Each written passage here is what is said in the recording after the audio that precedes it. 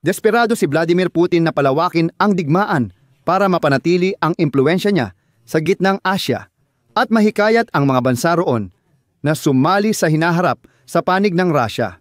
Ngayong araw sa Bishkek, iminungkahi ni Putin na bigyan ng mga armas ng Russia ang mga kaalyadong bansa ng dating Unyong Sobyet bilang tugon sa umano'y militarisasyon ng kanluraning armas sa iba.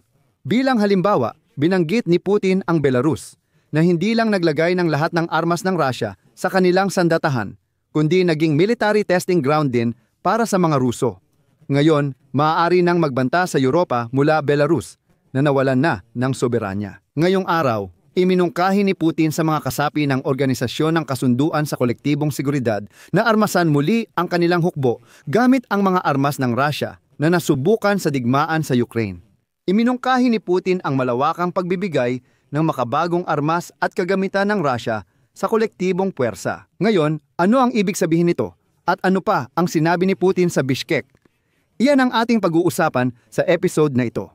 Ako si Alexi Pichi. Talakayin natin ang paksang ito. Bago magsimula, paki-subscribe sa channel, i-like at mag-comment sa episode na ito. At i-follow din ang aking Telegram channel na Pichi News. Ang link ay nasa video description. At kung gusto ninyong suportahan ang paggawa ng YouTube channel na ito, maaari ninyong gawin ito sa pamamagitan ng kahit anong donasyon gamit ang mga link at detalye sa description ng video na ito. Salamat sa anumang suporta mula sa inyo. Ngayon, sinubukan ni Putin ipakita na halos lahat ng bansa ng Organisasyon ng Kasunduan sa Kolektibong Seguridad ay nasa kanyang panig sa digmaan laban sa Ukraine at Europa.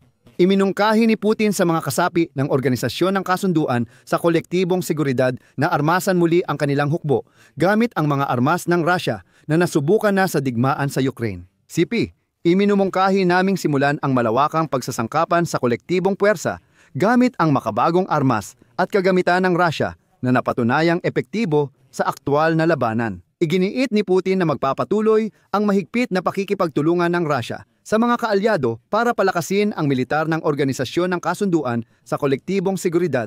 Ang pangunahing pagsisikap ay tutok sa pagpapalakas ng kakayahan ng pambansang kontingente at pagpapabuti ng pamamahala sa kolektibong puwersa.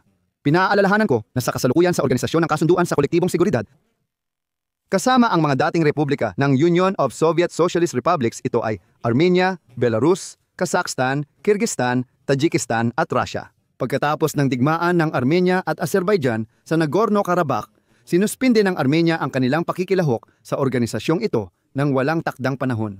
At ngayon, ang mungkahi ni Putin na bigyan ng armas ng Russia ang mga bansa ng Organisasyon ng Kasunduan sa Kolektibong Seguridad ay lumabas kasabay ng malaking pagbagsak ng export ng armas ng Russia. Nabawasan ito ng kalahati kumpara noong 2022 kung kailan umabot sa $14 na bilyong kada taon ang bilang.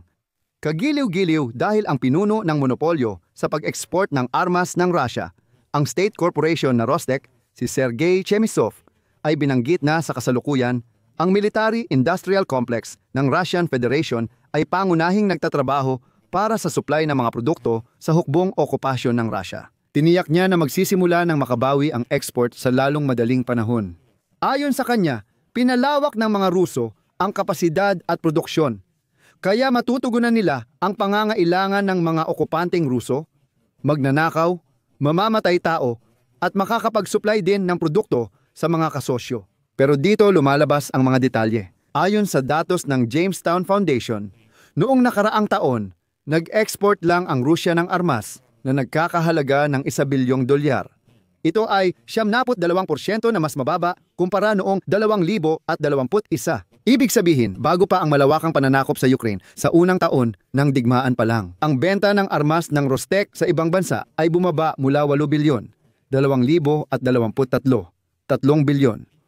At muling bumaba ng 3 ulit, kaya naging 1 na lang. Tinataya ng Stockholm International Peace Research Institute na bumaba ng 47% ang export ng armas ng Russia mula 2022 hanggang 2024 at ng 64% sa nakalipas na 5 taon. Ayon sa Stockholm International Peace Research Institute, ang bahagi ng mga armas ng Russia sa pandaigdigang merkado ay bumaba mula 21% hanggang 7%. Bilang resulta, naungusan ng Pransya ang Russia sa pangalawang pwesto sa listahan ng pinakamalalaking tagaluwas ng armas. Ang Estados Unidos ng Amerika pa rin ang nasa unang pwesto. Ang kanilang bahagi sa pandaigdigang merkado ay tumaas sa 44% kumpara sa 35% noong 2019. Bago ang digmaan sa Ukraine, ang armas ng Russia ay iniluluwas sa 47 bansa noong 2024, naging 33 na lang, mas kaunti pa ngayon. Sa kabila nito, nangunguna pa rin ang India bilang pinakamalaking mamimili ng armas mula Russia, 38%, kasunod ang China 17% at Kazakhstan 11%. Pero mas interesante pa rito, hindi lang gustong magbenta ni Putin ng armas sa mga bansa ng Organisasyon ng Kasunduan sa Kolektibong Seguridad, gusto rin niyang mainggit sila sa Alemanya. Paano tinulungan ni Moore ang mga puno ng Pasko? At ganito rin.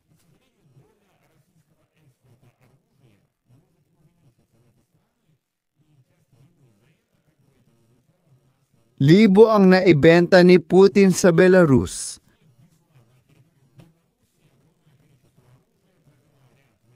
Ngunit inilalagay ng Belarusiya ang taktikal na sandatang nuklear sa teritoryo ng Belarus.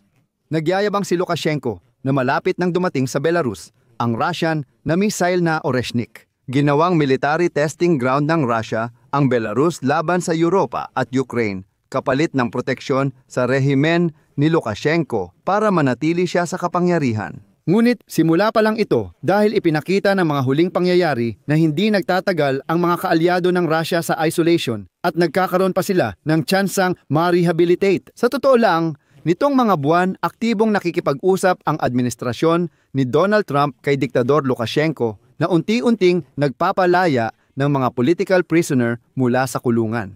Ibig sabihin, ginagamit niya ang mga bilanggo bilang paraan ng kanyang lehitimasyon. Umabot pa sa punto na si Trump ay nagtalaga pa ng espesyal na kinatawan para sa Belarus. Si John Kula, kamakailan, direktang kinausap ng Estados Unidos at mga emisaryo nito si Diktador Lukashenko na dapat sana'y iniiwasan at ini-isolate.